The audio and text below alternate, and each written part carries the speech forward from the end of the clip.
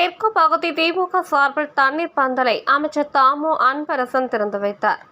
பல்லாவரம் தொகுதிக்கு உட்பட்ட பம்மல் 1வது மண்டலத்திற்கு உட்பட்ட பம்மல் தெற்கு பகுதி திமுக சார்பில் மண்டல குழு தலைவரும் பகுதி கழக செயலாளருமான வே. கருணாநிதி தலைமையில் கோடை வெப்பத்தை தணிக்கும் வகையில் பொதுமக்களுக்கு நீர்மோர் பந்தலை சிறப்பு அழைப்பாளராக கலந்து கொண்டு அமைச்சர் தாமு அன்பரசன் திறந்து வைத்து பொதுமக்களுக்கு நீர்மோர், பலரசம், வெள்ளரி, இளநீர், கிருணிக், தர்பூசணி ஆகியவை பம்மல் பொதுமக்களுக்கு வழங்கப்பட்டது.